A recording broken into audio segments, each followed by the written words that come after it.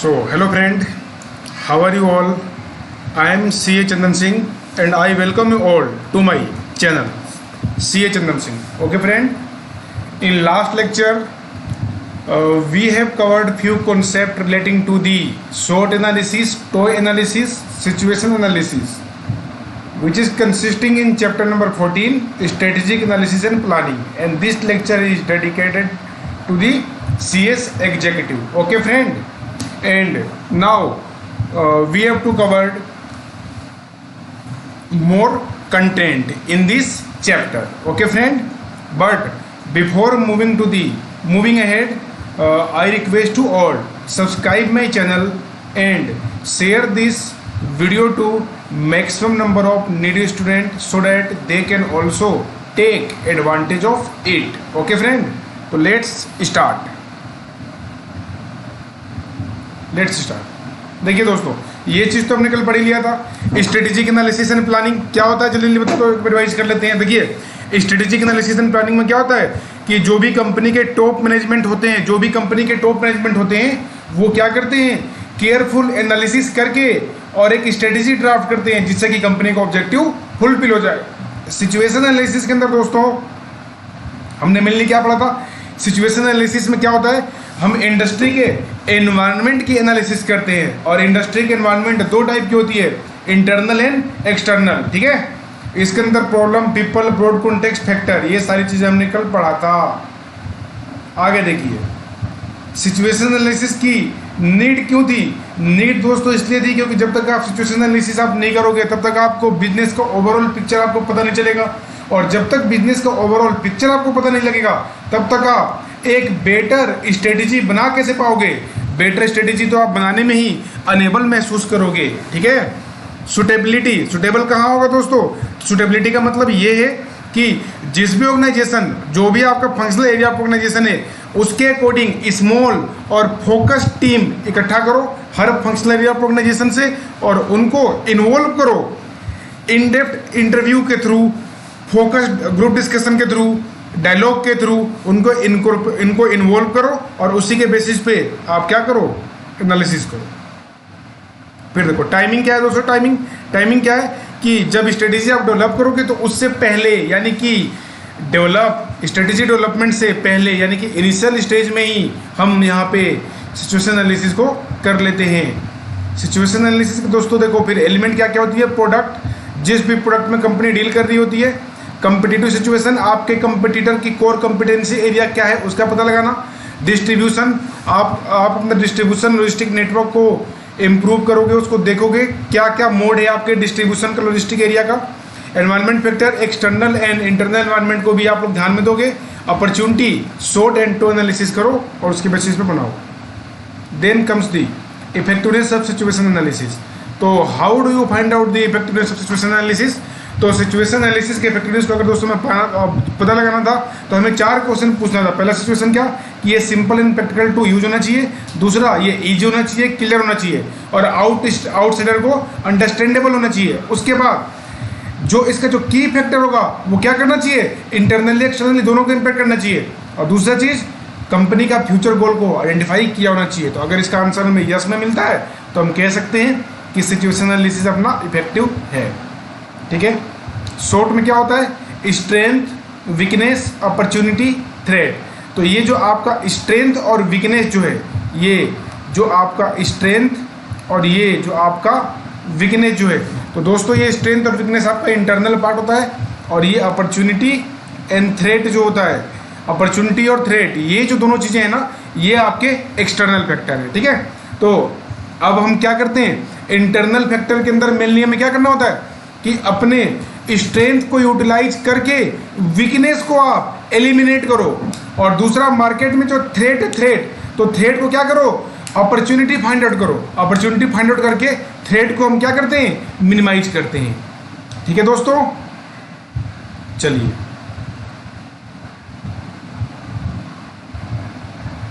उसके बाद to analysis. तो देखो शॉर्ट में तो था स्ट्रेंथ, वीकनेस, अपॉर्चुनिटी, थ्रेट, जबकि टो में क्या होता है, ये सबसे पहले थ्रेट को आइडेंटिफाई करता है, थ्रेट के बाद फिर अपॉर्चुनिटी को। तो ये क्या बोलता है कि सबसे पहले थ्रेट देखो, थ्रेट देख के आप ऑप्शन को एनालिसिस करो और ऑप्शन एनालाइज करके आप उसमें से अपॉर्चुनिटी फाइंड आउट करो और अपॉर्चुनिटी एक बार आपने फाइंड कर लिया तो उसके बेसिस पे थ्रेट को एलिमिनेट कर दो।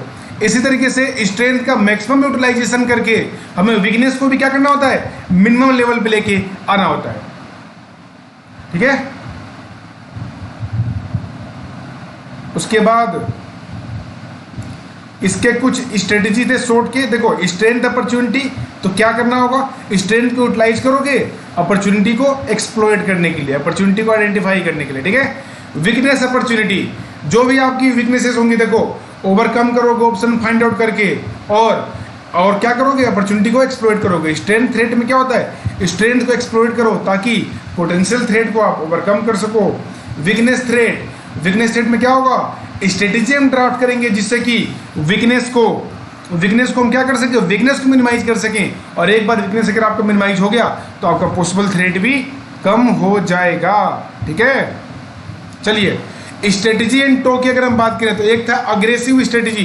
तो अग्रेसिव स्ट्रेटेजी में दोस्तों क्या होता है, इसमें जो मैक्सिमम एक्सप्लॉयटेशन जो होता है, इसमें क्या करता है हम अपॉर्चुनिटी को एनवायरनमेंट के अंदर जो अपॉर्चुनिटी हम आइडेंटिफाई करते हैं उससे मैक्सिमम सिनर्जी इफेक्ट को देख करके अपने स्ट्रेटेजी को बनाना होता है। कंजर्वेटिव स्ट्रेटेजी में क्या होता है कि ये उस ऑर्गेनाइजेशन में होता है जहां पर अनफेवरेबल सिस्टम होता है एक्सटर्नल कंडीशन या थ्रेट का, तो वहां पर हम क्या करते हैं, थ्रेट को ओवरकम करते हैं through the use of the strength. Competitive strategy के अंदर दोस्तों क्या होती है, अपॉर्चुनिटी के बेसिस पे आप क्या करोगे, अपने वीकनेस पार्ट को एलिमिनेट करोगे। ठीक है, जैसे कि आपका कोई कंपटीटर होगा तो उसको टेक ओवर कर लो, मार्केट से हटा दो।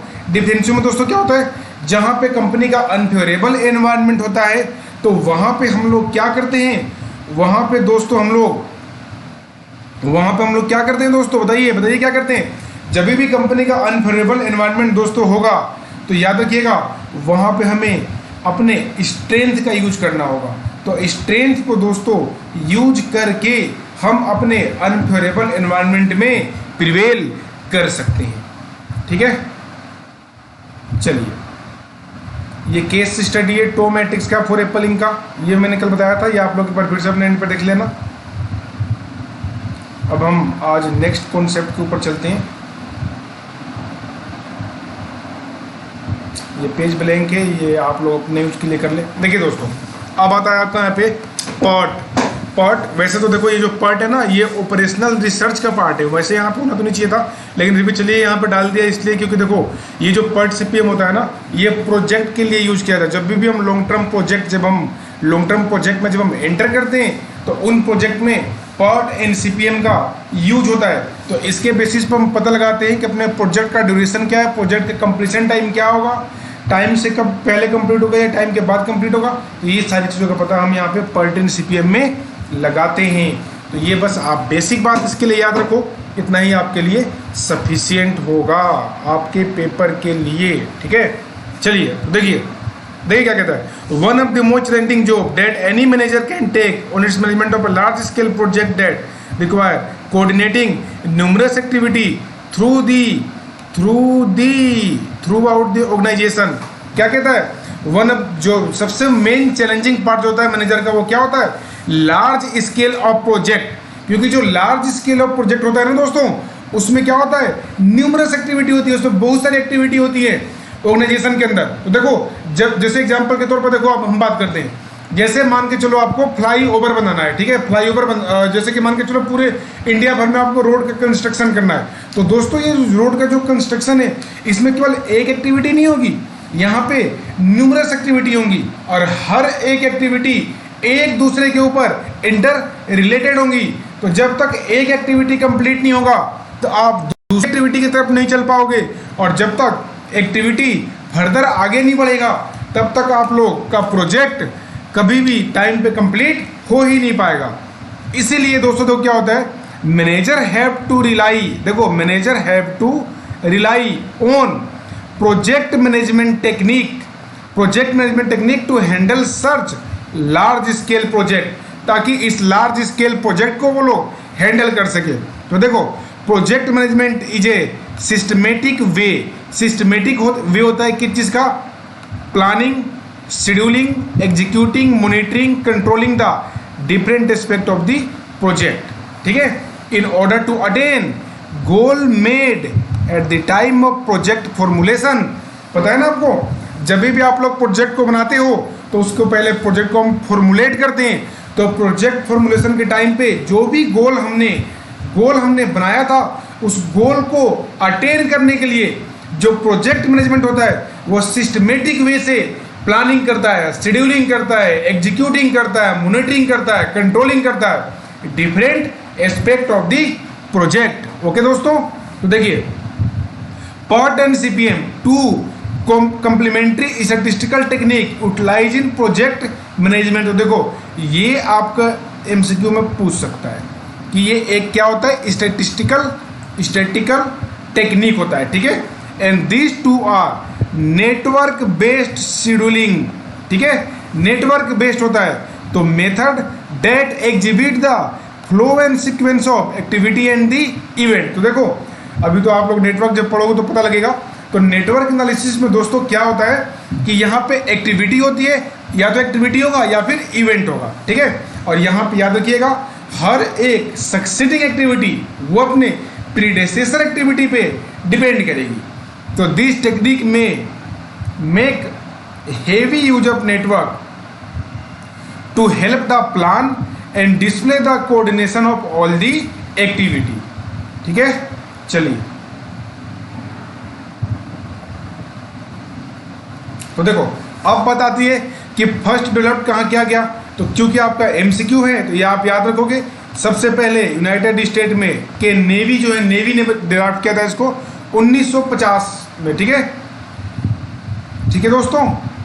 और किस लिए? जब ये लोग सबमरीन प्रोजेक्ट ड्राफ्ट करते थे तो उसके लिए इन लोगों ने यूज किया था। तो PERT is commonly use in conjunction with the critical path method यानी कि CPM। तो after discovery by the navy it found application all over industry. तो एक बार जब नेवी ने इसको डिस्कवर किया तो धीमे धीमे लगभग हर एक इंडस्ट्री में जहाँ पे प्रोजेक्ट रिलेटेड न्यूमरस एक्टिविटी होती हैं वो लोग भी इसको यूज करने लगे। उसके बाद देखो duo point critical path method बाद invented at the same time as PERT, ठीक है।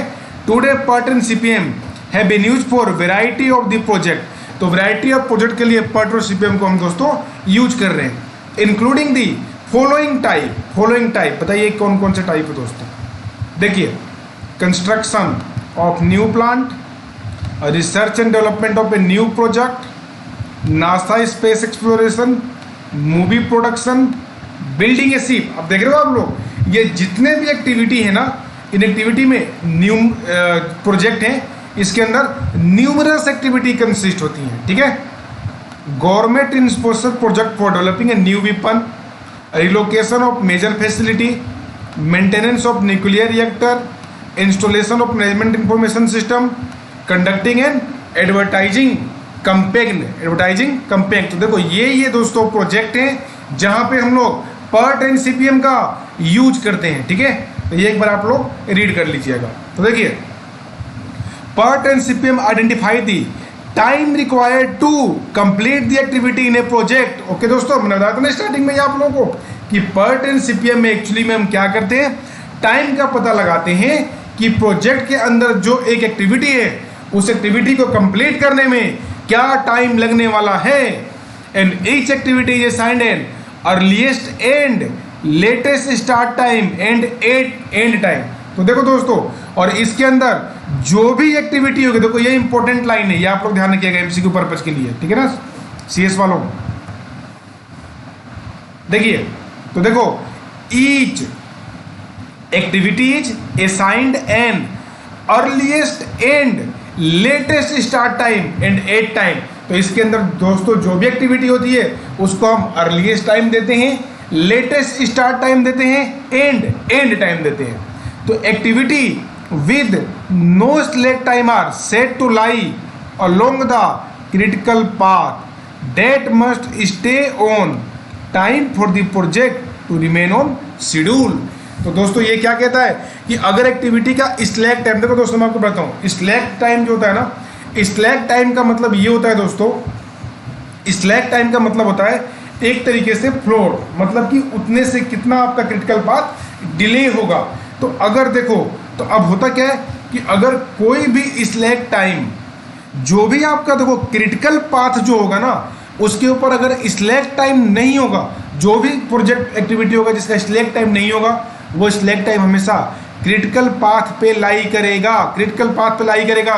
और इसी से पता लगेगा कि आपके प्रोजेक्ट को टाइम पे कंप्लीट होगा या नहीं होगा। ठीक है, अब देखिए इसके अंदर ना एक एग्जांपल भी था नेटवर्क का। तो देखो दोस्तों, एग्जांपल को मैंने यहाँ से हटा दिया है, क्योंकि देखो आपका पेपर एमसीक्यू बेस्ड है और एमसीक्यू में इसका कोई भी रोल नहीं है, क्योंकि वो जो नेटवर्क एनालिसिस है ना, एक एग्जांपल दिया हुआ था, लेकिन उसको अगर मैं अकेले खाली वही चीज़ अगर मैं पढ़ाने बैठ जाऊँ तो कम से कम 2 से ढाई घंटे लगेंगे उस एग्जाम्पल को ही कंप्लीट करने में।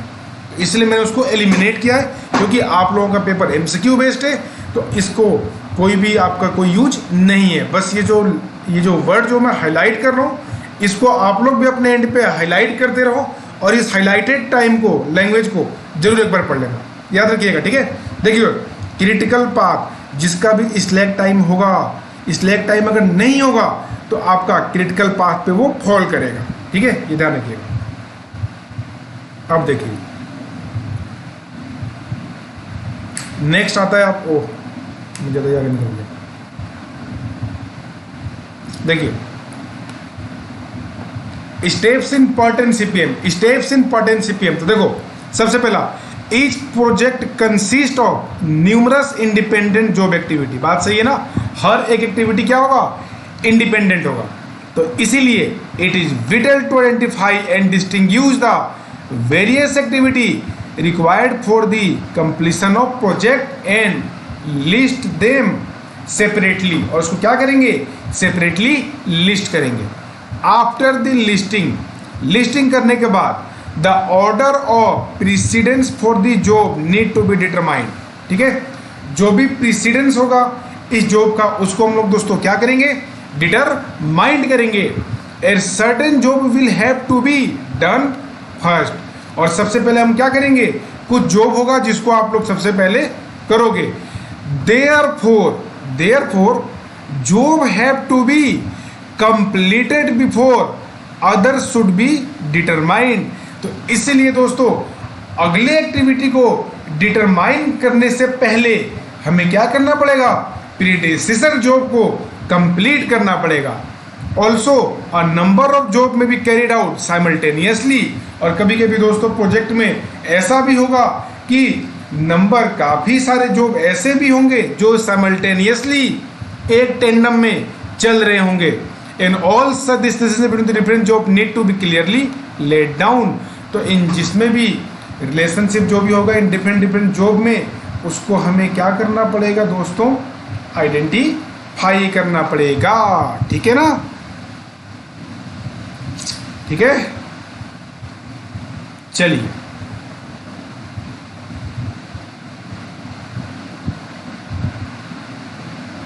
आगे देखते हैं। देखिए देन ए पिक्चर ग्राफ पोर्ट्रेइंग, उसको हम क्या करेंगे, एक पिक्चर ग्राफ जो बोल रहा है ना इस जॉब का, वो हम बनाएंगे। Showing the predecessor and successor relation. ठीक है दोस्तों, तो यहां पे हम क्या करेंगे, एक डायग्राम बनाएंगे जिसको हम क्या बोलेंगे, नेटवर्क डायग्राम। और वहां पे सक्सेसर और प्रीडेसेसर के रिलेशनशिप को दिखाएंगे।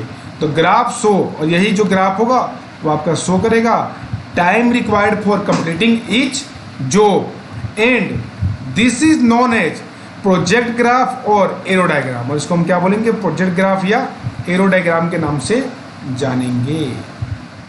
ठीक है दोस्तों, चलिए अब बात करते हैं advantage of part. Advantage of part का दोस्तों एडवांटेज क्या होगा, तो देखो एडवांटेज क्या होगा, compel manager to plan their project critically in considerable detail. ठीक है, कंपेल मतलब ये मैनेजर को क्या करता है, फोर्स करता है to plan their project critically in considerable detail from beginning to end and analyses all factor affecting the progress of the plan. ठीक है, दूसरा प्रोवाइड मैनेजमेंट और tool for forecasting the impact of schedule changes. तो ये management को tool भी provide करेगा ये फोरकास्ट करने में कि किसके शेड्यूल के अंदर जो चेंजेस आएंगी उसका इम्पैक्ट क्या पड़ने वाला है आपके एक्टिविटी के ऊपर, आपके प्रोजेक्ट के ऊपर। तो likely trouble spot are located early enough to take preventive measure और करेक्टिव एक्शन। अब क्योंकि दोस्तों आप हम पहले से ही फोरकास्ट कर लेते हैं, इसीलिए अगर कोई भी ऐसा स्पॉट होगा जो हमारे लिए प्रॉब्लम ट्रबल क्रिएट कर रहा होगा तो उसके अगेंस्ट में हम लोग प्रिवेंटिव मेजर लेके करेक्टिव एक्शन लगा करके हम इसको इजीली क्या कर सकते हैं दोस्तों, हम इसको एलिमिनेट कर सकते हैं। ठीक है, उसके बाद देखिए considerable amount of data may be presented in prescribed manner. तो यहाँ पे जो कंसिडरेबल अमाउंट ऑफ डेटा जो दोस्तों होता है उसको हम लोग प्रिस्क्राइब्ड मैनर में प्रेजेंट किया जाता है।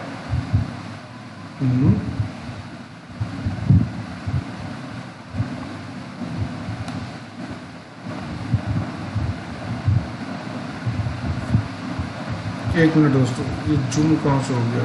जूम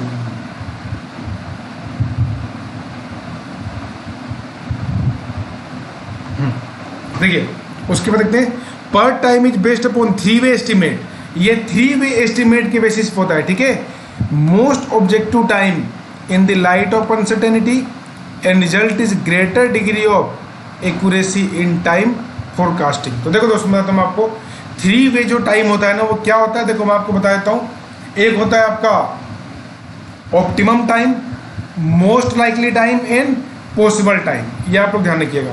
उसके बाद देखते हैं result in improved communication with all concerned party such as designer, contractor, project manager etc। हम यहाँ को कम्युनिकेट भी करेंगे साथ साथ। The network will highlight area that require attention of higher priority to key job without ignoring the lower priority task. तो network के base पे दोस्तों हमें पता लग जाएगा कि किस जॉब को हमें हायर प्रायोरिटी देना है, लेकिन साथ ही साथ ये भी ध्यान देना है कि लोअर प्रायोरिटी वाले टास्क को हम इग्नोर ना करें।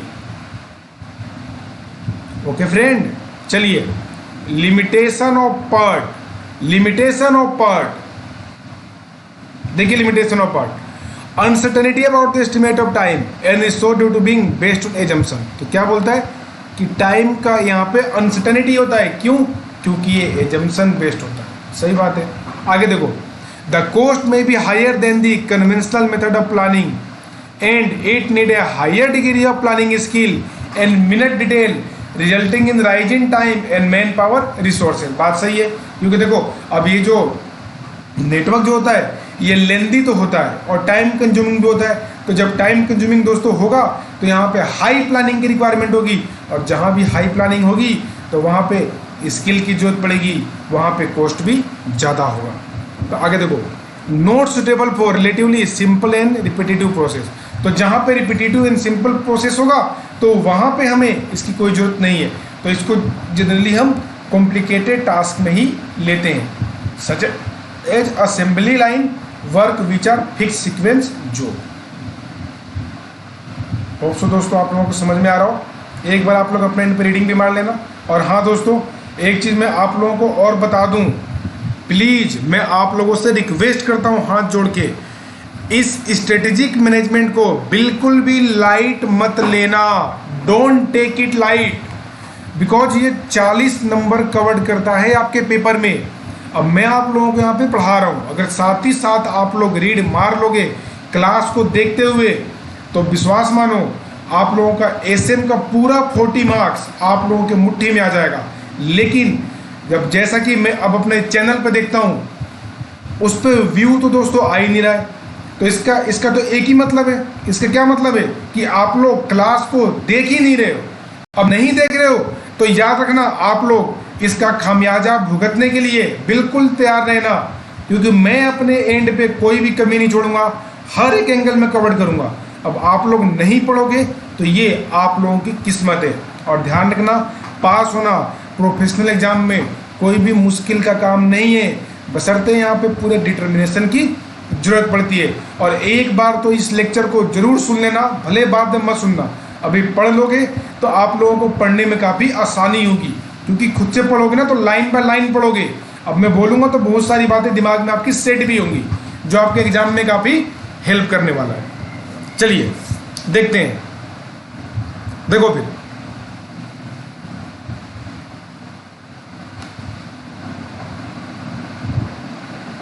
देखो मीनिंग, देखो मीनिंग देखते हैं। तो देखो पार्ट में क्या है?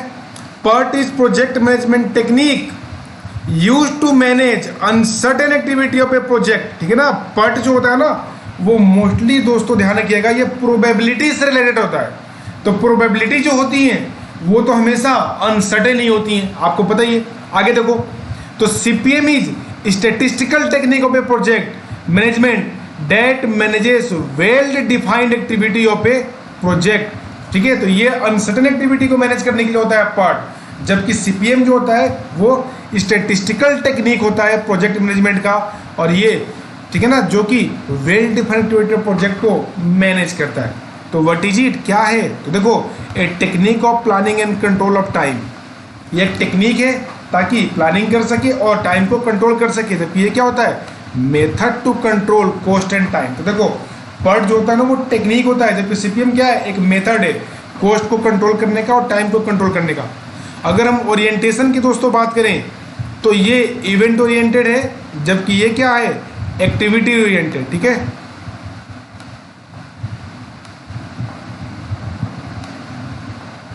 अब बात करते हैं इवोल्यूशन। इवोल्यूशन कैसे हुआ? तो देखो, evolve as research and development project. तो ये कहाँ पे इवोल्व हुआ था? रिसर्च एंड डेवलपमेंट प्रोजेक्ट में। जबकि सीपीएम कहाँ इवोल्व हुआ था? कंस्ट्रक्शन प्रोजेक्ट में। और इसको काफ़ी ध्यान से पढ़ना, यहाँ से एमसीक्यू बनने के दवा के चांसेस हैं।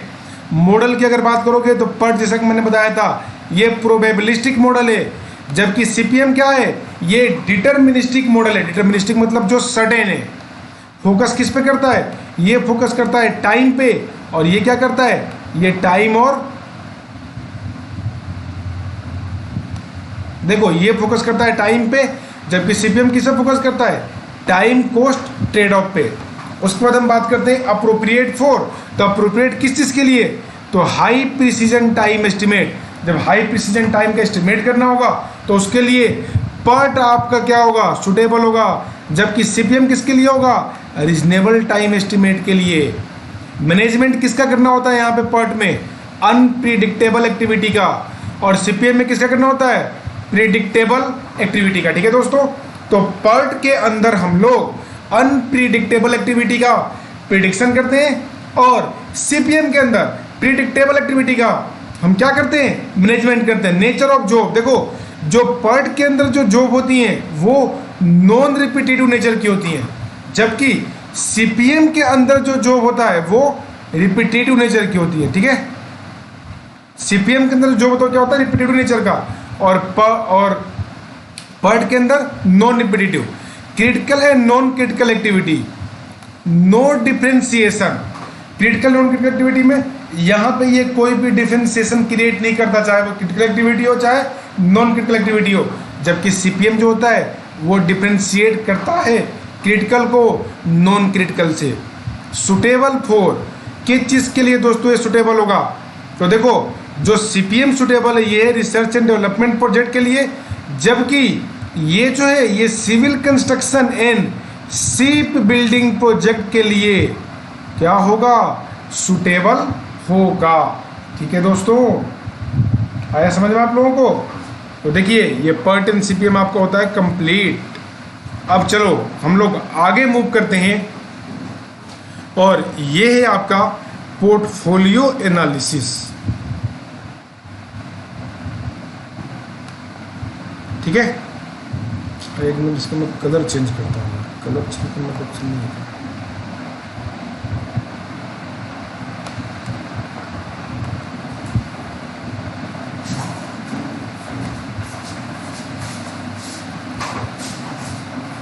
चलिए दोस्तों, पोर्टफोलियो एनालिसिस देखो इसके अंदर क्या है। देखो पोर्टफोलियो एनालिसिस में क्या होगा? जहाँ पे डिफरेंट टाइप ऑफ प्रोडक्ट में आप डीलिंग करोगे ना तो उसको देखा जाएगा। देखो ध्यान से देखो आप लोग। देखो majority of business organisation have portfolio of product on offer to their customer. तो जो मेजोरिटी बिजनेस ऑर्गेनाइजेशन होती है उनके पास प्रोडक्ट का पूरा पोर्टफोलियो होता है जो अपने कस्टमर को ऑफर करते हैं, रेदर देन इंडिविजुअल प्रोडक्ट या ब्रांड। ठीक है, and will in many cases है brand product which complete each other in some way. ठीक है, तो analysis of such portfolio become necessity as the strength and weakness of company in such portfolio and determine its internal capability to compete in market and full customer expectation। ठीक है, तो portfolio analysis हम क्यों करते हैं? ताकि strength and weakness हम पता लगा सके पोर्टफोलियो का, और साथ ही साथ इंटरनल कैपेबिलिटी को देख सके जिससे कि हम मार्केट में अपने आप को compete कर सकें। And tool to identify strength and weakness of company जब प्रोडक्ट पोर्टफोलियो एनालिसिस। तो आप लोग कैसे आइडेंटिफाई करोगे strength and weakness of the company? Product portfolio analysis के थ्रू। Product portfolio analysis was proposed in 1973 by Peter Drucker. इसको Peter Drucker ने प्रोपोज किया था to classify current and expected profitability, जिससे कि क्या कर सकें ये करंट एंड एक्सपेक्टेड प्रॉफिटेबिलिटी को क्या कर सके दोस्तों, ये यहाँ पे क्लासिफाई कर सके।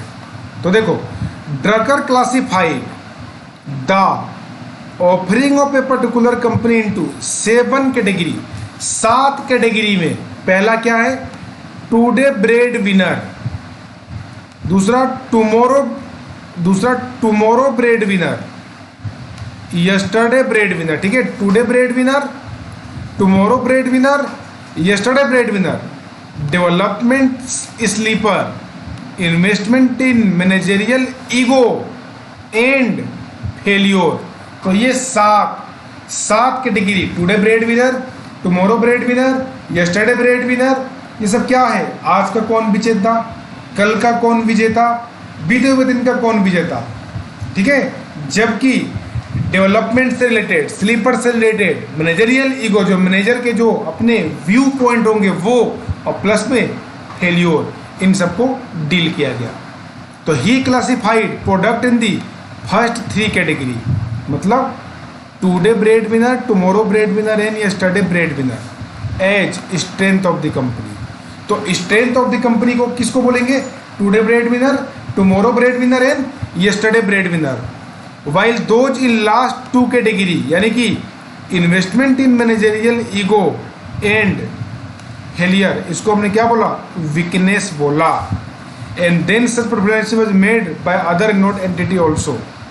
ठीक है, तो अदर एंटिटी ने भी इसको बनाया और उसी में से कुछ हैं, जैसे कि एक आता है आपका BCG मैट्रिक्स। तो आया समझ में दोस्तों? आपको पोर्टफोलियो एनालिसिस क्या डिफरेंट प्रोडक्ट के लिए होता है, हम किस लिए करते हैं? ताकि स्ट्रेंथ एंड वीकनेस को आप लोग आइडेंटिफाई कर पाओ। चलो,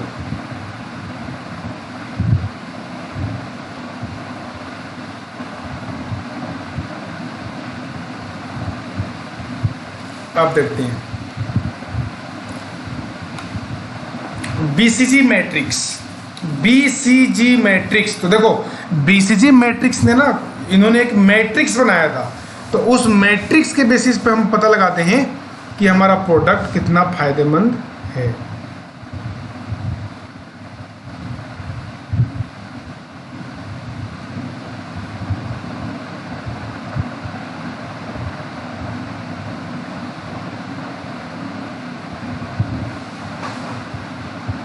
देखो क्या कहता है BCG मैट्रिक्स, क्या बोलता है? देखो, company should have portfolio of product. Company के पास क्या होनी चाहिए? पोर्टफोलियो प्रोडक्ट होनी चाहिए with different growth rate and different market share. तो कंपनी के पास जो भी दोस्तों पोर्टफोलियो प्रोडक्ट होगा उसका मार्केट शेयर डिफरेंट होगा और उसका ग्रोथ रेट भी क्या होगा? डिफरेंट होगा। तो the portfolio composition is a function of balance between cash flow, margin and cash generated are a function of market share. तो ब्रूस हेंडरसन ने कहा था, ठीक है ना, कि कंपनी का जो प्रोडक्ट पोर्टफोलियो होगा वो उसमें different growth rate and different market share होगा, और जो पोर्टफोलियो कंपोजिशन है वो फंक्शन किस चीज़ का है? Balance between cash flow margin and cash generated का फंक्शन ऑफ मार्केट शेयर। ठीक है, तो देखो जी, अब बीसीसी मैट्रिक्स को डेवलप किसने किया? Boston Consulting group. किसने किया था? Boston Consulting group. बीसीसी का मतलब ये है, Boston Consulting Group, and is use for evaluating of the organisation product portfolio in marketing and sales planning. तो दोस्तों यहाँ पे बीसीजी का जो यूज किया गया था वो किस लिए किया गया था? ऑर्गेनाइजेशन के प्रोडक्ट पोर्टफोलियो के मार्केटिंग और सेल्स प्लानिंग को इवेल्युएट करने के लिए। तो BCG analysis is mainly use for multi category and multi product company. तो यहाँ पे अगर कोई कंपनी ऐसी होगी जो केवल सिंगल प्रोडक्ट में डील कर रही होगी तो वहाँ पे बीसीजी मैट्रिक्स बिल्कुल भी एप्लीकेबल नहीं होगा। तो बीसीजी मैट्रिक्स दोस्तों वहीं एप्लीकेबल होगा जिस कंपनी के अंदर multi category and multi product में डील कर रही हो कंपनी। तो all category and product together are said to be part of the business portfolio. और जब सारे कैटेगरी प्रोडक्ट को जब इकट्ठा करोगे तो उसको हम क्या बोलेंगे? बिजनेस पोर्टफोलियो बोलेंगे। And it aims to evaluate each product the good and services of business in 2 dimension. तो यहाँ पे 2 डायमेंशन के अंदर हम गुड्स एंड सर्विसेज को इवेल्युएट करते हैं। एक तो उसका मार्केट ग्रोथ और दूसरा मार्केट शेयर। ठीक है दोस्तों, एक होता है मार्केट ग्रोथ के टर्म में और दूसरा होता है आपका मार्केट शेयर के टर्म में। ठीक है ना, ध्यान रखिएगा, 2 डायमेंशन यूज करता है ये। चलो अब इसको हम देखते हैं। तो combination of both dimension create matrix into which product from the portfolio are following. ये पीएल ये काट देने से ये कोई कुछ नहीं है। ठीक है, तो देखो इसमें क्या होता है, यहाँ देखो दोस्तों, ये आ गया आपका बिजनेस ग्रोथ रेट और ये आपका आ गया रिलेटिव पोजीशन यानी कि मार्केट शेयर। मार्केट शेयर तो देखो क्या कहता है, अगर ग्रोथ रेट की बात करोगे तो या तो ये हाई होगा या लो होगा, और मार्केट शेयर की भी बात करोगे तो ये हाई होगा या लो होगा। तो देखो, तो अब हम क्या देखते हैं कि स्टार, इसके अंदर देखो उन्होंने 4 बातें बताई। देखो सबसे पहला star, question mark, cash cow and dog. Star, question mark, cash cow and dog. तो देखो अगर स्टार की बात करोगे तो ये हाई हाई होगा। ठीक है, क्वेश्चन की बात करोगे तो हाई इधर से लो होगा। कैश काउ की बात करोगे तो ये हाई हाई होगा। डॉग की बात करोगे तो ये लो लो होगा। ठीक है, लो लो होगा। तो देखो, तो इस सिचुएशन को हम लोग इंडिविजुअल तरीके से दोस्तों डील करते हैं। ठीक है, तो देखो क्या डायमेंशन है, star, question mark, cash cow and dog. देखो अब एक एक चीज को हम लोग ध्यान से देखते हैं, ध्यान से समझिएगा आप लोग। ठीक है, देखिए कैश काउ,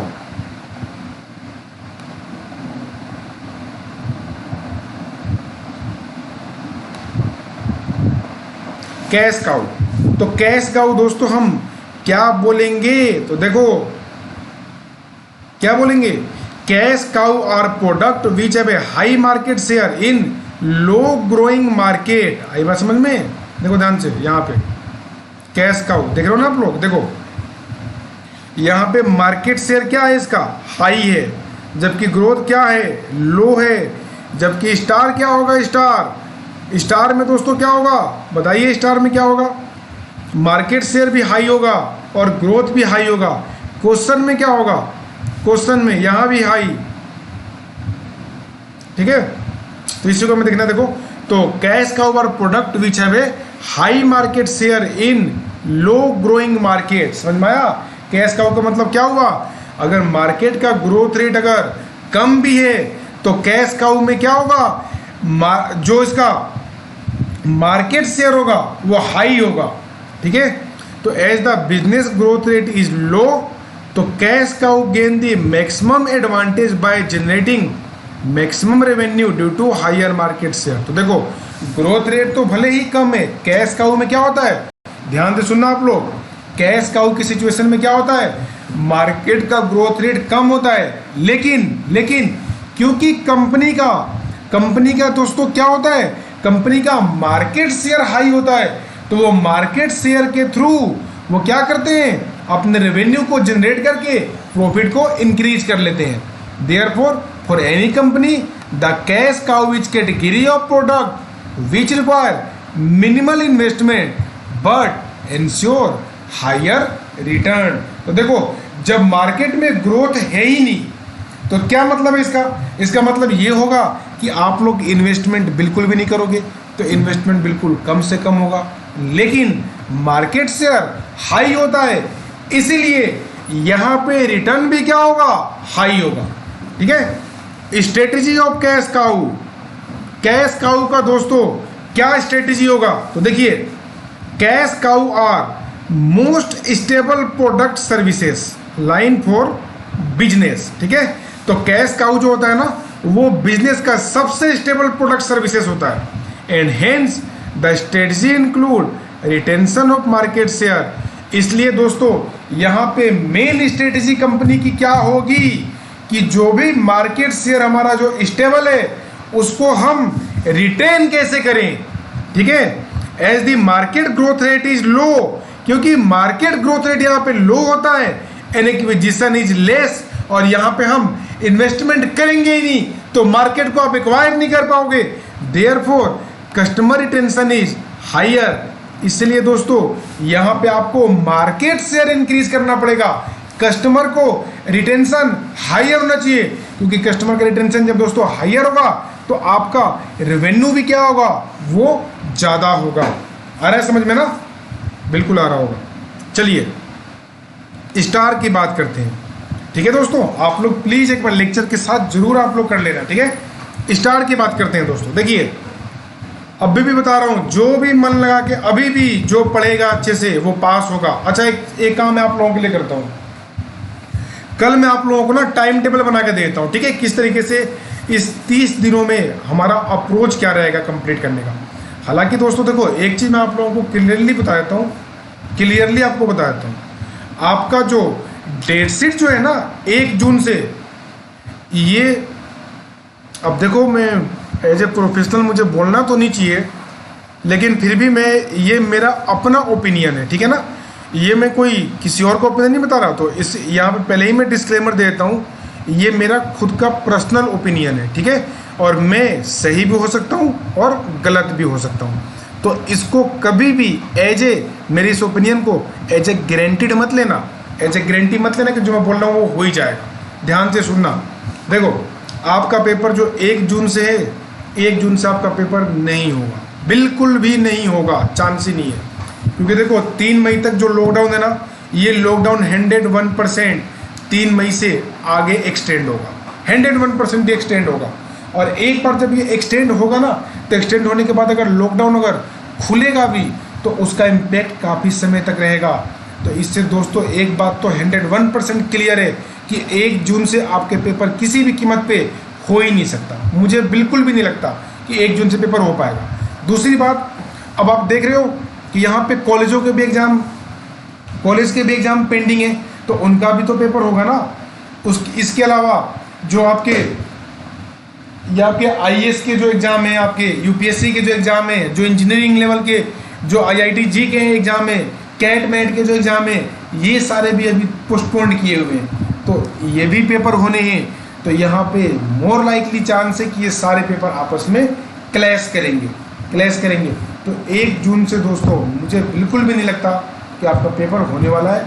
और आपका जो ICSI है, मुझे जहाँ तक लगता है कि ये 3 मई के बाद जैसे ही एक्सटेंड होगा ना, तो 1 से 2 हफ्ते के अंदर ही वो नोटिस 101% निकाल के दे देगा। क्योंकि जानते हो क्या होगा, अब 1 जून से पेपर होगा ना, तो इतने सारे बच्चे गैदर होंगे इंस्टीट्यूशन में, और गैदरिंग तो करने को मिलना ही नहीं है।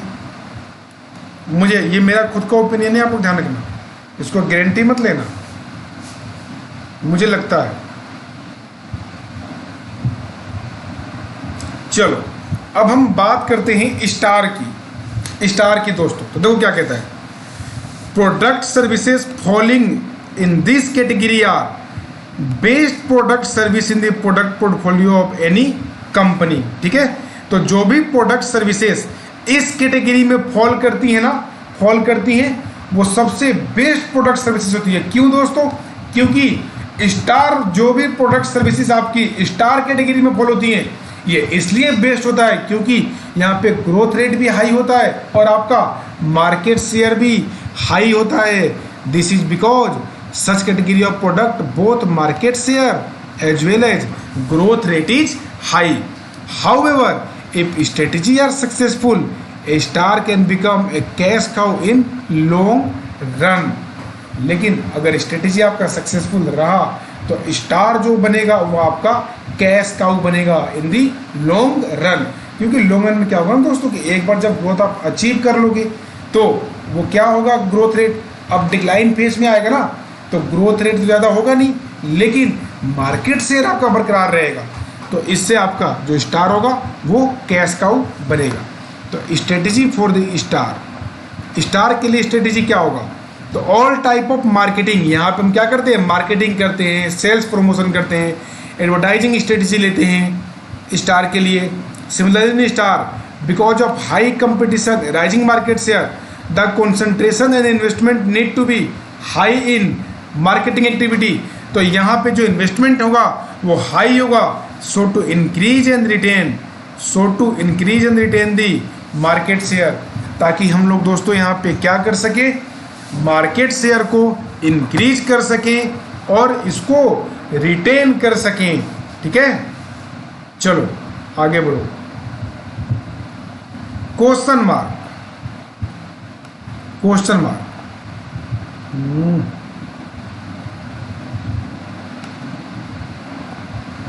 देखिए, question mark several time company might come with an innovative product which immediately gain good growth rate. ठीक है, कभी कभी कंपनी होता है ना कि कंपनी क्या करती है, इनोवेटिव प्रोडक्ट लेके मार्केट में आती है।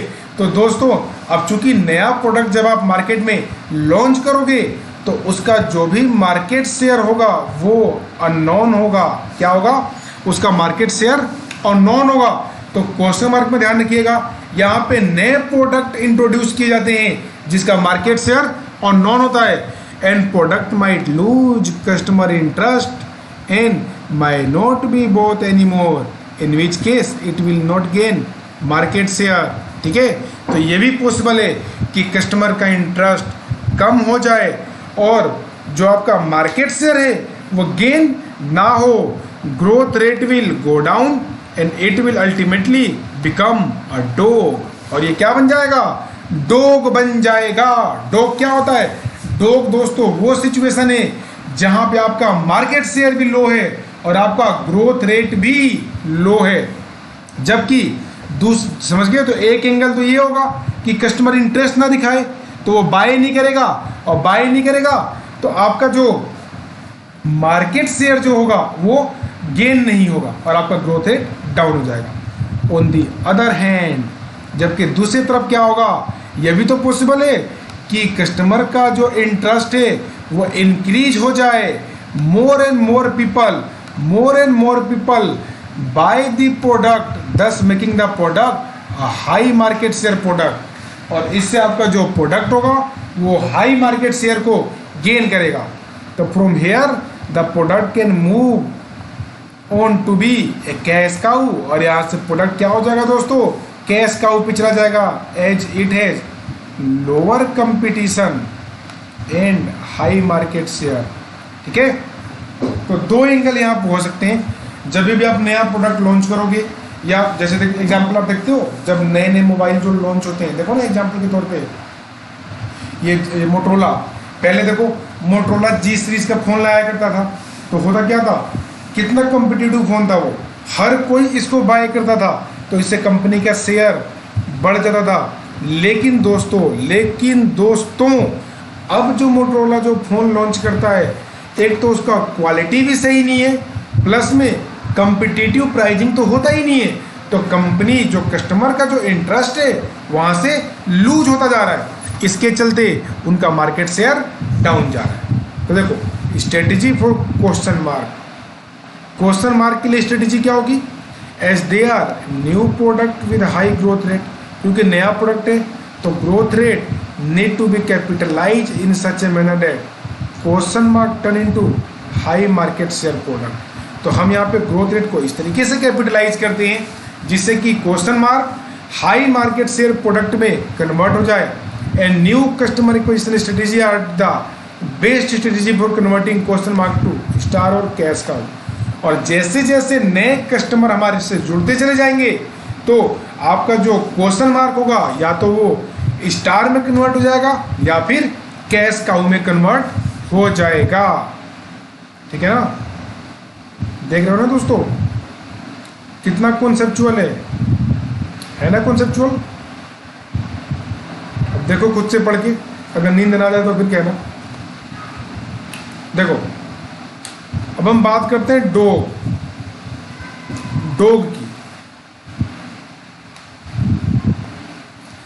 की बात करते हैं। ठीक है, तो देखो product are classified as dog when they have low market share and low growth rate. ठीक है, प्रोडक्ट को हम क्या करेंगे दोस्तों, डॉग बोलेंगे। कब डॉग बोलेंगे, जब इसका मार्केट शेयर भी लो हो और इसका ग्रोथ रेट भी क्या हो दोस्तों, लो हो। 10 this product neither generate high amount of cash and no require the higher investment. तो ये जो प्रोडक्ट होता है ना तो ये high amount of cash generate कर पाता है क्योंकि इसका मार्केट शेयर होता ही नहीं है, और यहाँ पे इन्वेस्टमेंट की भी कोई जरूरत नहीं होती है क्योंकि ग्रोथ रेट है ही कम, तो आप इन्वेस्टमेंट करके फंसना थोड़ा ना चाहोगे।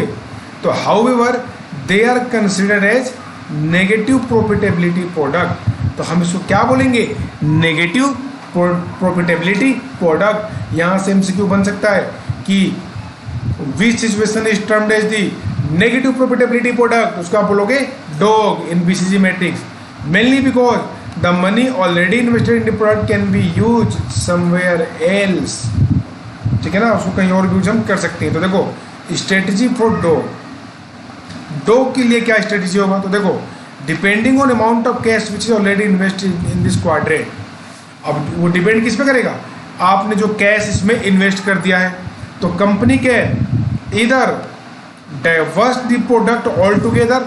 तो कंपनी क्या करेगी, कंपनी या तो इस पूरे प्रोडक्ट को डाइवेस्ट कर देगी या फिर क्या करेगी, या फिर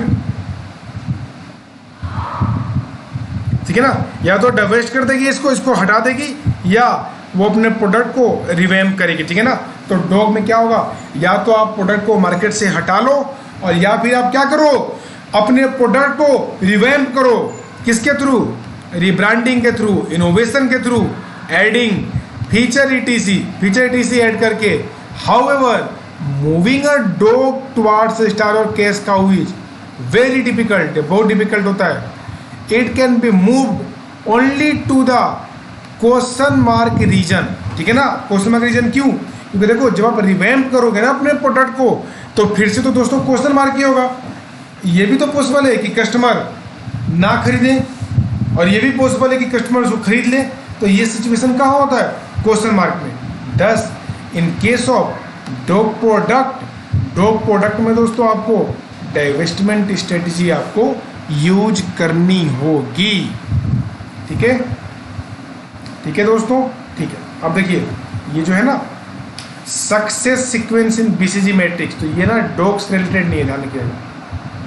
कहाँ लेते, ये टॉपिक अलग है, ये टॉपिक अलग है, इसको मुझे बोल्ड करना चाहिए, बोल्ड करना मैं भूल गया। चलो कोई नहीं, ये अलग टॉपिक है। देखो तो success sequence of BCG matrix happen when question mark become star and finally it become cash cow. तो सक्सेस सीक्वेंस बीसीजी मैट्रिक्स में क्या होगा, जब क्वेश्चन मार्क स्टार बन जाए और वो कैश काउ बन जाए। तो this is best sequence which really give boost to the company profit and growth। And success sequence, unlike the disaster sequences, entirely depend on the right decision making। ठीक है ना, तो यहाँ पे दोस्तों याद रखिएगा जो सक्सेस का सीक्वेंस होगा, जब आपको क्वेश्चन मार्क को स्टार एंड कैश काउ पे पहुँचाना है तो डिसीजन मेकिंग यहाँ पे एक इम्पोर्टेंट रोल प्ले करेगा। तो आप सही से राइट डिसीजन मेकिंग लोगे, प्लानिंग करोगे तो ये आप अचीव कर पाओगे। ठीक है, डिजास्टर सीक्वेंस कब होगा, समझ लो जब वो डॉग बन जाएगा। तो disaster sequence of BCG matrix happen when product which is star due to competitive pressure might be move to question mark. तो पहले तो आपका प्रोडक्ट क्या था दोस्तों, वो था आपका स्टार, लेकिन कम्पिटिटिव प्रेशर के चलते वो क्या बन गया, क्वेश्चन मार्क बन गया। And it fell out from the competition and it is moved to a dog. और अब क्वेश्चन मार्क पे आने के बाद कंपटीशन से ये हार गया और फर्दर क्या हुआ, ये डॉग की तरफ चला गया। एंड फाइनली, ओह क्या हो रहा है ये, चलो ठीक है। And finally it may have devastated because of low market share and low growth rate. और क्या करना पड़ेगा, हमें हटाना पड़ेगा। And this disaster sequence might happen because of wrong decision making. तो डिजास्टर दोस्तों कब होगा, रॉन्ग डिसीजन मेकिंग के वजह से। ठीक है दोस्तों, आया समझ में। चलिए अब हम बात करते हैं स्टेप्स इन बीसीजी मैट्रिक्स।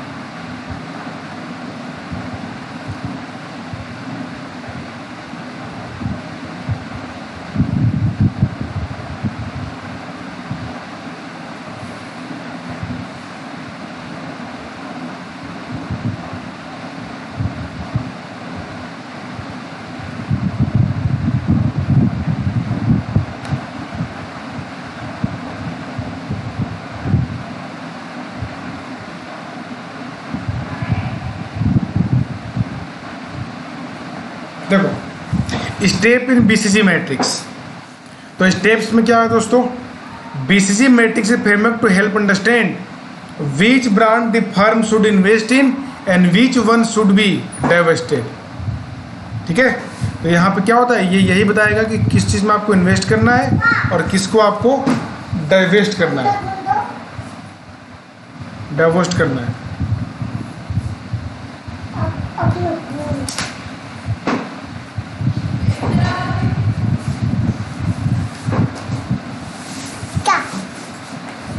चलो पढ़ाओ पढ़ाओ पढ़ाओ पढ़ाओ, चलो भागो भागो। हाँ हाँ हाँ प्लीज प्लीज प्लीज। देखो सबसे पहले क्या करोगे, स्टेप 1 में चूज करोगे यूनिट को। ठीक है, यूनिट को चूज करोगे और इस यूनिट में दोस्तों क्या होता है, BCG matrix can be use to analyse SBU यानी कि strategic business unit, separate brand, product और firm as a unit itself. ठीक है ना, तो जो भी एसबीयू होगा, सेपरेट ब्रांड होगा, प्रोडक्ट होगा, उसको यूनिट मान के चलो। Which unit will be chosen will have an impact on the whole analysis. और कौन से यूनिट को आप पहले चुनोगे उसी का इम्पैक्ट होगा होल एनालिसिस के ऊपर। स्टेप 2 है आपका डिफाइन द मार्केट। अब डिफाइन करो, market is one of the most important thing to do this analysis. तो बीसीजी एनालिसिस में मार्केट को डिफाइन करना भी क्या होता है, जरूरी होता है। तो this is because incorrectly defined market may lead to poor classification. क्योंकि अगर आपने मार्केट को इनकरेक्ट तरीके से डिफाइन कर दिया तो आपका जो क्लासिफिकेशन होगा दोस्तों वो पुअर हो जाएगा। And it is important to clearly define the market to better understand the firm portfolio position. तो यह दोस्तों जरूरी है मार्केट को बेटर तरीके से डिफाइन करने के लिए। ठीक है ना, आगे देखिए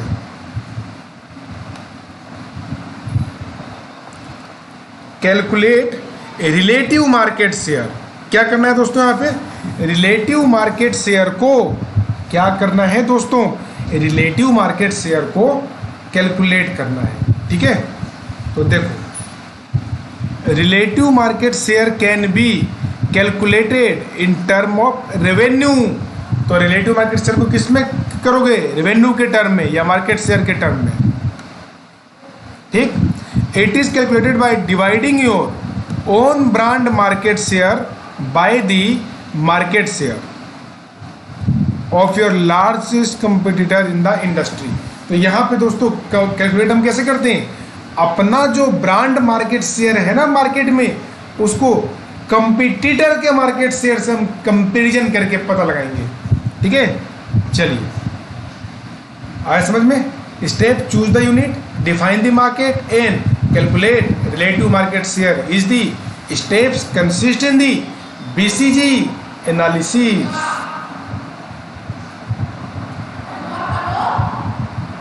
देखो, criticism of BCG matrix. BCG matrix के क्रिटिसिज्म, तो देखो बीसीजी के वैसे तो बहुत से फायदे हैं, लेकिन इसके कुछ क्रिटिसिज्म भी है। पहला क्या है, देखो यह क्या है, जूम करता है कि business unit with a higher market share will generate more cash, कि जिस बिजनेस के पास हायर मार्केट शेयर होगा वो कैश ज़्यादा जनरेट करेगा। While it has been observed that unit that has higher market share need to keep investing in itself to sustain the share and therefore may absorb cash instead of generating it। क्या बोल रहा है, देखो वो बोलता है ना कि हायर मार्केट शेयर ज़्यादा कैश जनरेट करेगा, जबकि क्या है, जबकि होता क्या है कि जिस भी यूनिट का हाईएस्ट मार्केट शेयर होता है उसको फिर इन्वेस्टमेंट भी तो करना होता है ना, ताकि आप इस मार्केट शेयर को बरकरार रख सको। तो यहाँ पे तो दोस्तों कैश आएगा तो बाद में, लेकिन यहाँ तो कैश उल्टा खर्च होता है। तो बताओ ये भी कोई क्रिटिसिज्म है, बताओ। लेकिन क्या करोगे, हर अच्छे काम के पीछे कुछ ना कुछ क्रिटिसिज्म तो दोस्तों जुड़ा ही रहता है। आगे देखो, also the matrix seems to ignore interdependence among a corporate business unit. ये जो मैट्रिक्स होता है ये कॉर्पोरेट बिजनेस यूनिट के इंटरडिपेंडेंसी को इग्नोर करता है। A dog for example may be helping a question mark और स्टार विद कैश। ये भी हो सकता है ना कि एक डॉग क्या करे, क्वेश्चन मार्क को हेल्प करे, स्टार को कैश के साथ। ठीक है, आगे देखो, the matrix also seem to use broad definition of market share and market growth overlooking niche market. जबकि ये क्या करता है, ये नीच मार्केट को ओवरलुक करता है। ठीक है ना, कैसे, तो देखो, a unit that make scooter tyre for instance may have big market share in niche segment but only a minimum share of overall tyre market share. लेकिन इसको क्या होगा, एक टायर मार्केट को जो देखेगा, the corporation that own this unit may be using it as cash cow for the benefit of a star और question mark in portfolio. ठीक है, उसके बाद देखो, the matrix has also been criticised for suggesting that all corporation identify unit और product in the 4 quadrant, कि हर एक corporation को, ऑर्गेनाइजेशन को अपने यूनिट को, प्रोडक्ट को इन 4 क्वाड्रेंट में, star cow, cash cow, question mark and dog में आइडेंटिफाई करना होता है। एंड दस unit of product will travel through all the 4 quadrant in their life cycle. और वो जो भी प्रोडक्ट होता है वो अपने लाइफ साइकिल में इन चारों से होकर गुजरता है, जो कि बहुत ही मुश्किल काम है ना। आगे देखो, market growth rate is only one factor that make industry attractive. अब इंडस्ट्री को अट्रैक्टिव बनाने के लिए क्या होता है, केवल मार्केट ग्रोथ रेट ही एक इंपॉर्टेंट है। Similarly relative market share is only one factor that give a unit A competitive advantage. जबकि मार्केट शेयर जो होता है वो आपको कंपिटिटिव एडवांटेज प्रोवाइड करता है। तो according to critics the matrix ignore other factor that determine profitability. ठीक है, तो क्रिटिक्स के अकॉर्डिंग जो मैट्रिक्स होता है ना दोस्तों, ये प्रॉफिटेबिलिटी के अदर फैक्टर को इग्नोर करता है। At least some critics suggest the use of G McKinsey matrix. ठीक है, तो देखो, जबकि कुछ क्रिटिक्स क्या कहते हैं कि जी का, जनरल इलेक्ट्रिक या मैकेंजी मैट्रिक्स को चूज करने के लिए बोलते हैं। आगे देखो, the market share of matrix does not guarantee profitability. अब मार्केट शेयर प्रॉफिटेबिलिटी को कोई गारंटी तो देता नहीं है। ठीक है, and BCG matrix does not consider decreasing market enough. ये डिक्रीजिंग मार्केट को कभी भी कंसिडर ज़्यादा नहीं करता। तो कैश काउ को डिसअपियर विदाउट रीजन, तो ये भी तो पॉसिबल है कि कैश काउ आपका डिसअपियर ही हो जाए। तो both axes have been assign the same value, both axes को हम यहाँ पे सेम वैल्यू असाइन करते हैं। In practice the value can depend on the strategy, जबकि रियलिटी क्या है, जो वैल्यू है वो स्ट्रेटजी पर डिपेंड करती है। The coherence as regard content between product group is not incorporated, इसको इनकॉर्पोरेट हम नहीं करते हैं। BCG matrix does not show what the competition is doing, कि कंपटीशन क्या कर रहा है, तो कंपटीशन के रोल को तो ये दिखाता ही नहीं है। एंड BCG मैट्रिक्स में over simplify the assessment of the fact, और जबकि BCG मैट्रिक्स क्या होता है, ये असेसमेंट ऑफ द फैक्ट को कुछ ज़्यादा ही सिंप्लीफाई कर देता है, ठीक है, जो कि डाउटफुल सिचुएशन क्रिएट कर देता है। तो ठीक है, तो ये है आपके क्रिटिसिज्म ऑफ BCG मैट्रिक्स। तो देखो दोस्तों, अब ये जो क्रिटिसिज्म जो हुआ था ना BCG मैट्रिक्स का, ये BCG मैट्रिक्स का जो क्रिटिसिज्म जो हुआ था, उसी के रिस्पॉन्स में BCG ने मैट्रिक्स 2.0 दिया। तो देखो, in a paper published in 2014 the BCG while defending the basic principle of matrix, तो BCG basic principle of matrix को डिफेंड करते हुए acknowledge that the business world and the distribution of company across the matrix have change, वो क्या बोलता है, वो ये मानता है कि बिजनेस वर्ल्ड और कंपनी का जो डिस्ट्रीब्यूशन है across the matrix have change, तो वो चेंज हुआ है। तो इट रिकमेंड स्ट्रेटेजिक एक्सपेरिमेंटेशन, तो वो क्या करता है कि ओरिजिनल मैट्रिक्स के साथ आप स्ट्रेटेजिक एक्सपेरिमेंटेशन को भी रिकमेंड करता है to allow adaptation to increasingly unpredictable business environment. ठीक है,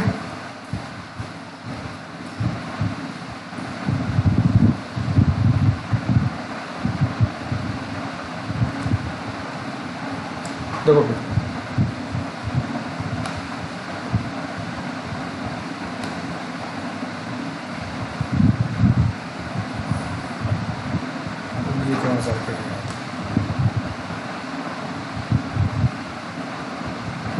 देखो, the paper admitted modern business environment the matrix need a measure of competitiveness.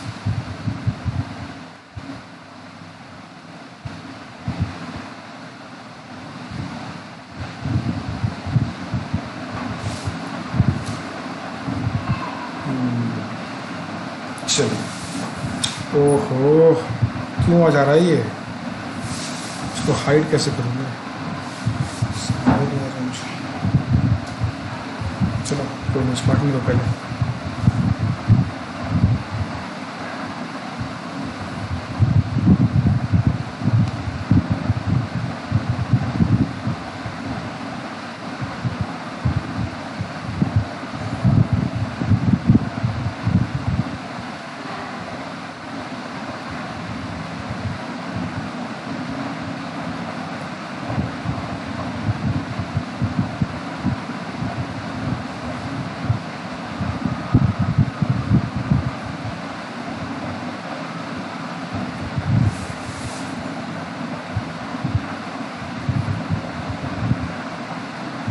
देखो, the paper admit that in modern business environment the matrix need a new measure of competitiveness to replace its horizontal axis as market share can not be relied upon stronger pointer to performance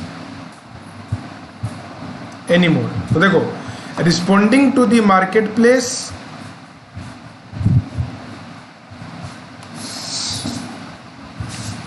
they should also cash out star retire cow maximise the information value of the pads.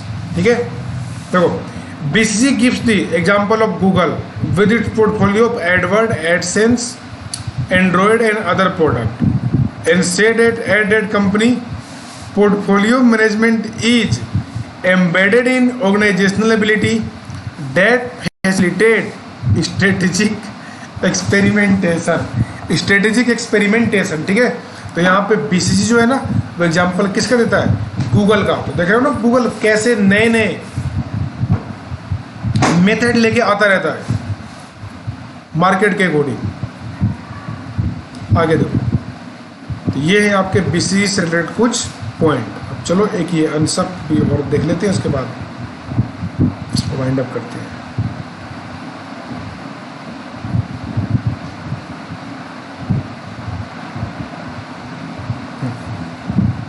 Let's see है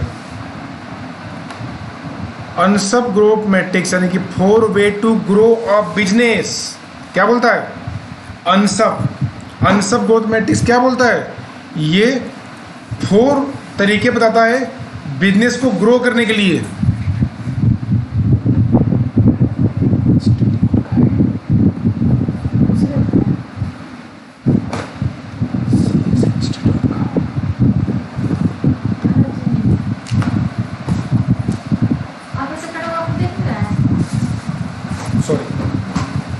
देखो, तो this matrix is also known as an Ansoff product growth matrix और 4 way to grow a business model. ठीक है ना? तो यहाँ पे 4 तरीके बताए गए हैं, 4 तरीके बताए गए हैं आपके बिजनेस को ग्रो करने के लिए।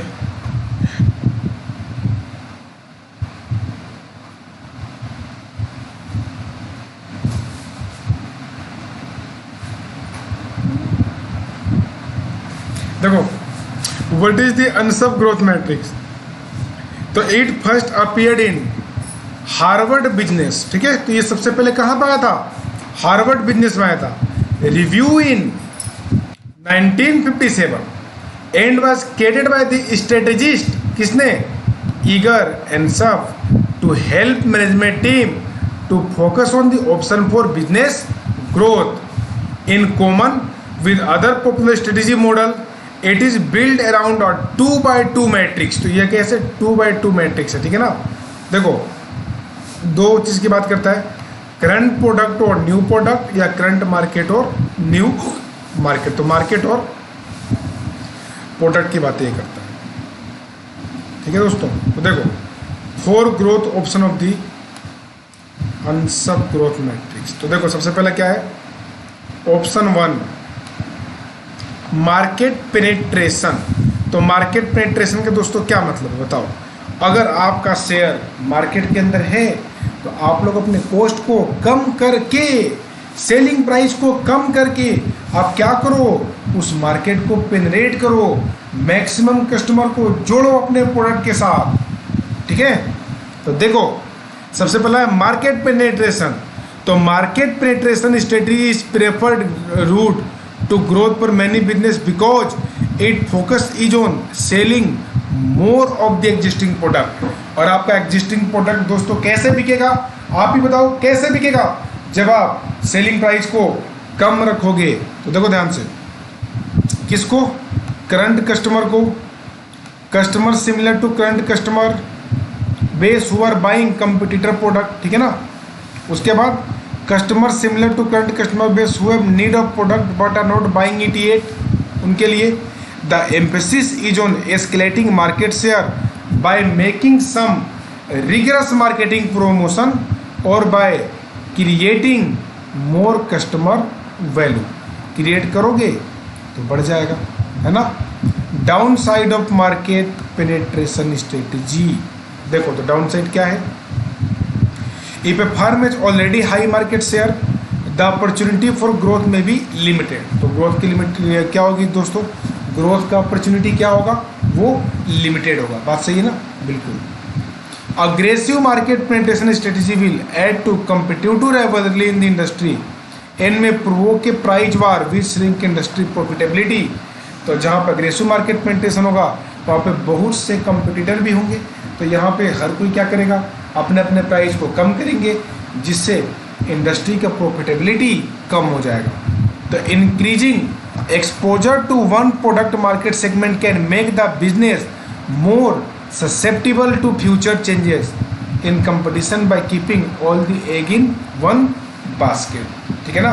तो यहाँ पे अगर एक ही प्रोडक्ट मार्केट सेगमेंट होगा तो आपका बिजनेस जो होगा वो फ्यूचर के कंपटीशन से नुकसान में जा सकता है। ठीक है, तो ये हो गया सबसे पहला मार्केट पेनिट्रेशन।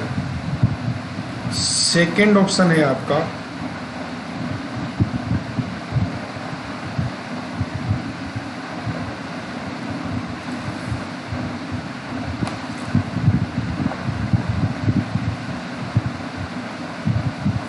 प्रोडक्ट डेवलपमेंट, ठीक है।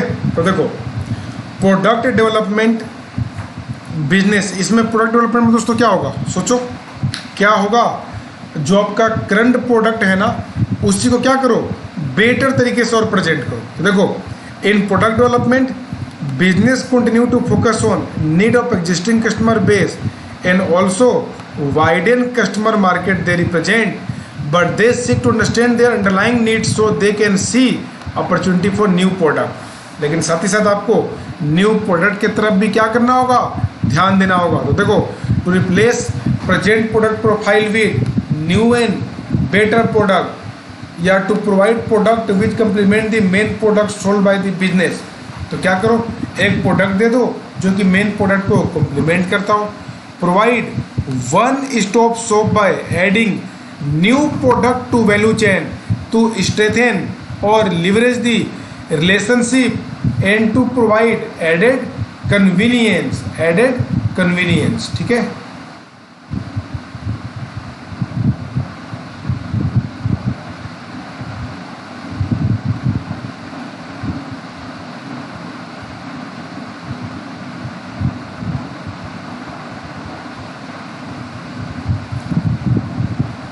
ठीक है, ये देखो ऑप्शन 3 मार्केट डेवलपमेंट, ठीक है। तो देखो इसमें क्या था, जो सबसे पहला हमने देखा था, पहला था मार्केट पेनिट्रेशन, ठीक है ना, बेचो और कस्टमर को जोड़ो। प्रोडक्ट डेवलपमेंट में क्या था, प्रोडक्ट को नए तरीके से प्रेजेंट करो मार्केट में, ठीक है। ऑप्शन 3 क्या है, मार्केट डेवलपमेंट, ठीक है। The third option suggested by Ansoff is to take the current product and find new market for them. तो आपको क्या करना होगा, आपके करंट प्रोडक्ट को ही लेके चलना होता है, लेकिन उसके लिए नए नए मार्केट तलाशने होते हैं। And there are different way to do this. तो देखो ऐसा करने के बहुत से तरीके हैं। तो पहला तरीका क्या है, देखो opening up previously excluded segment through pricing policy, ठीक है। जो मार्केट सेगमेंट आपने एक्सक्लूड किया था पिछली बार, उसको आप लोग दोबारा से टेक ओवर करो, कंसिडर करो। जैसे कि डिस्काउंट दे दो स्टूडेंट को and old age pensioner at theatre, ठीक है। जैसे मूवी के अंदर स्टूडेंट को और पेंशनर को डिस्काउंट दे दो तो उससे वो भी लोग आने लग जाएंगे। New marketing and distributing channel, नया मार्केट तलाशो, डिस्ट्रीब्यूशन चैनल तलाशो। तो मेकिंग ए प्रोडक्ट अवेलेबल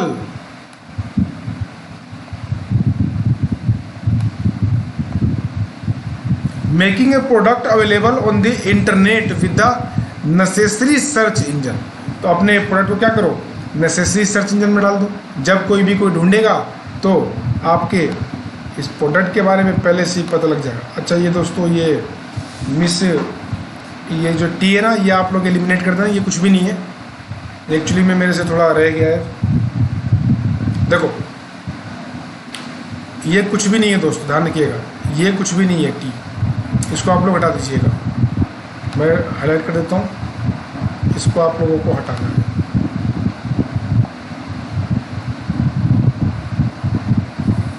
ठीक है, देखिए तो entering new geographic market by moving from local to regional to national and financially international. तो क्या करोगे, न्यू जियोग्राफिक मार्केट में आप लोग एंटर करो, लोकल से रीजनल, रीजनल से नेशनल और नेशनल से इंटरनेशनल।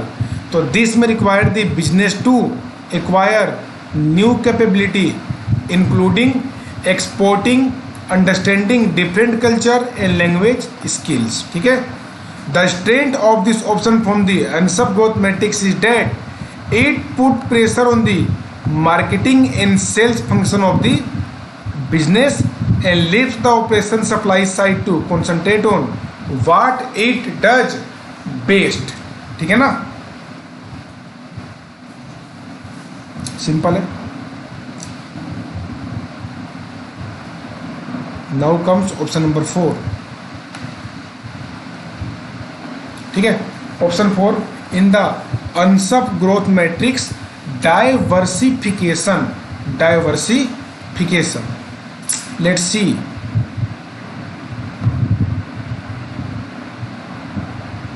देखो देयर आर देखो डाइवर्सिफिकेशन का मतलब दोस्तों क्या होता है बताओ। डाइवर्सिफिकेशन मतलब अब आपने प्रोडक्ट को और इंक्रीज करो, ठीक है ना, डाइवर्सिफाई करो मार्केट को। The option is most controversial since diversification involve taking new product to new customer. क्यों? क्योंकि डाइवर्सिफिकेशन में क्या होता है, न्यू प्रोडक्ट को न्यू कस्टमर के पास लेके जाना होता है। तो there are 3 level of diversification, there are 3 level of diversification. देखो क्या क्या होता है, डाइवर्सिफिकेशन इनटू रिलेटेड मार्केट, ठीक है, while the customer product are both new, चूंकि कस्टमर प्रोडक्ट दोनों न्यू है तो there is logic about the move that make sense to the outside world, that make sense to the outside world, ठीक है। उसके बाद diversification into unrelated market using existing resource and capability. तो while the customer and product are different they all rely on existing strength of the business, ठीक है। तो क्योंकि customer product दोनों क्या है, डिफरेंस है, तो वो लोग बिजनेस के एग्जिस्टिंग स्ट्रेंथ पे फोकस करेंगे। उसके बाद diversification into unrelated market which require new resource and capability. या डाइवर्सिफिकेशन क्या करोगे, अनरिलेटेड मार्केट में जहाँ पे न्यू रिसोर्स एंड कैपेबिलिटी की जरूरत पड़ेगी। या फिर diversification is the most risky growth strategy in Ansoff growth matrix and specially if it require the development of new resource and capability. तो डाइवर्सिफिकेशन जो होता है ना, वो मोस्ट रिस्की ग्रोथ स्ट्रेटेजी है एनसब ग्रोथ मैट्रिक्स में, क्योंकि यहाँ पे न्यू रिसोर्स एंड कैपेबिलिटी का दोस्तों क्या करना होता है, डेवलपमेंट करना होता है।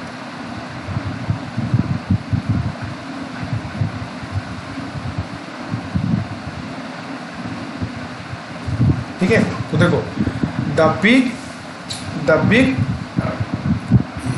क्या है,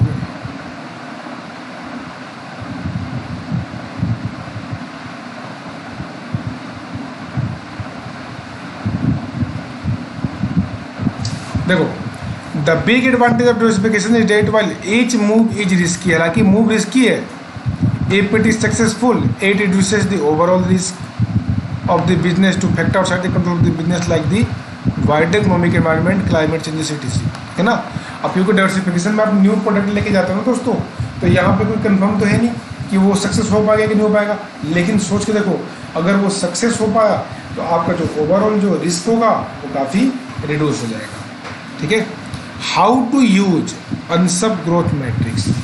अनसब ग्रोथ मैट्रिक्स को हम लोग किस तरीके से यूज करें, तो देखो there are 2 way to use the Ansoff growth matrix. 1 second,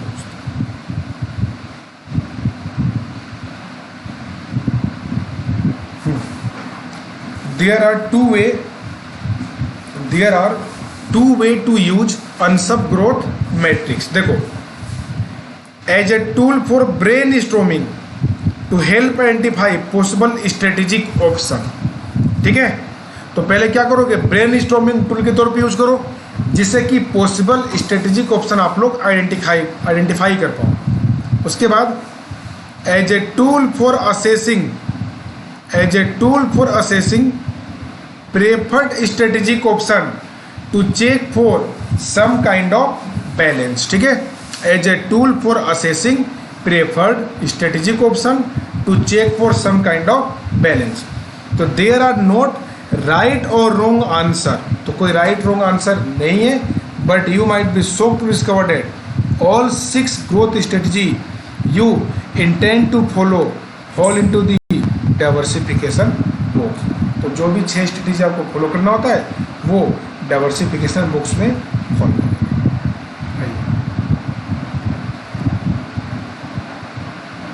देखो ये है आपके 6 स्ट्रेटजी, देखो ना स्ट्रेटजी आपको। देखो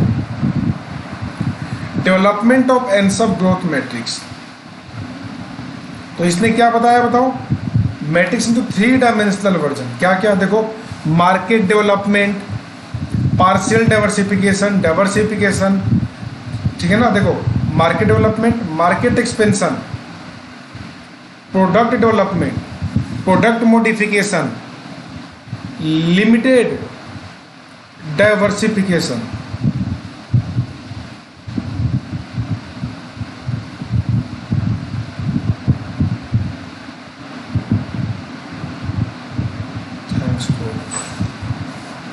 नीचे आ गया था ना, इसी से दिक्कत हुई। चलो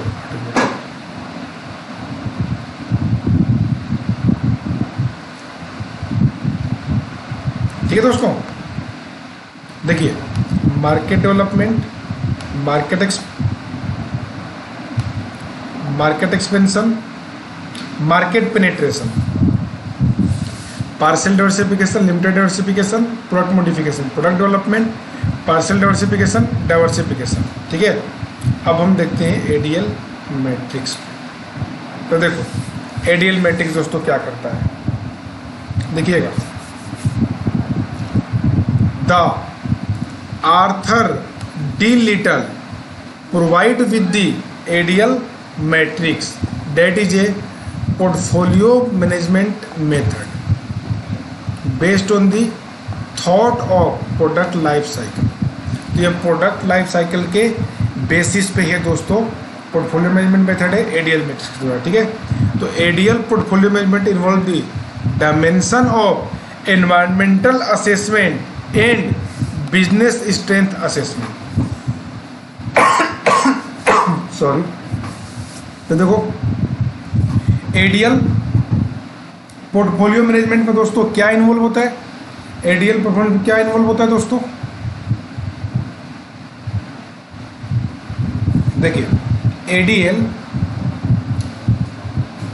में एक तो होता है एनवायरनमेंट का असेसमेंट और दूसरा होता है स्ट्रेंथ का, बिजनेस स्ट्रेंथ का असेसमेंट। ठीक है, तो environment assessment approaches to industry maturity whereas business strength assessment lead to competitive position. याद रखिएगा, एमसीक्यू के लिए इंपॉर्टेंट है। Environment assessment approaches to industry maturity, जबकि business strength assessment leads to competitive position. तो in determining both the assessment, the metrics help out the firm analyzing their business role in marketplace. ठीक है,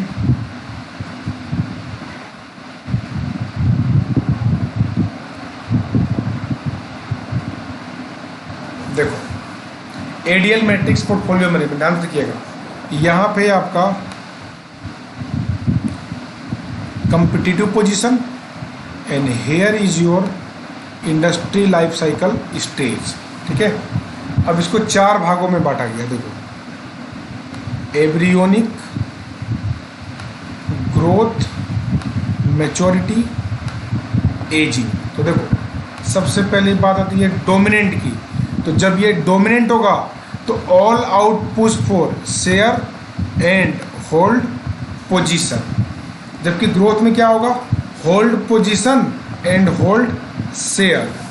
maturity में क्या होगा, hold position and grow with industry. Ageing में क्या होगा, hold position.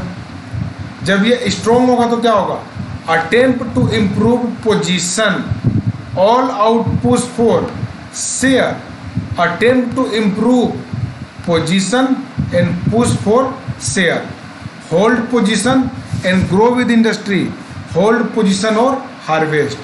अगर फेवरेबल हुआ, कम्पिटिटिव पोजीशन अगर फेवरेबल हुआ तो सिलेक्टिव और all out push for share. ठीक है दोस्तों, सिलेक्टिव और, तो इस केस में क्या होगा, सिलेक्टिव और ऑल आउट पुश, सिलेक्टिव और all out push for share, selective attempt to improve position, attempt to improve position, push for share, and custodial और maintenance, find niche and attempt to protect it. ठीक है, maturity stage में। जबकि ageing होगा तो harvest करोगे, phase out withdrawal करोगे। Tenable होगा तो क्या होगा, सिलेक्टिवली पुश फॉर पोजीशन। ठीक है, find niche and product it, niche मतलब जो कोर कॉम्पिटेंसी होगा। Find niche and hang on, phase out withdrawal, phase out withdrawal and abandon. Weak में क्या होगा, अप और आउट है तो अप जाएगा या आउट होगा। टर्न अराउंड होगा, चेंज कर दो या ख़त्म कर दो, या टर्न अराउंड या और पिन आउट विड्रॉल कर लो, या फिर यहाँ क्या होगा एजिंग में, अबेंडन हो जाएगा। ठीक है, तो ये है आपका एडीएल का पोर्टफोलियो मैनेजमेंट। एक बार आप लोग इसको रीड कर लेना, ठीक है दोस्तों। तो यहाँ तक मैं आज इसको रहने देता हूँ, बाकी जो पार्ट है वो हम कल कंप्लीट कर लेंगे, ठीक है। कल ये चैप्टर आपका कंप्लीट हो जाएगा।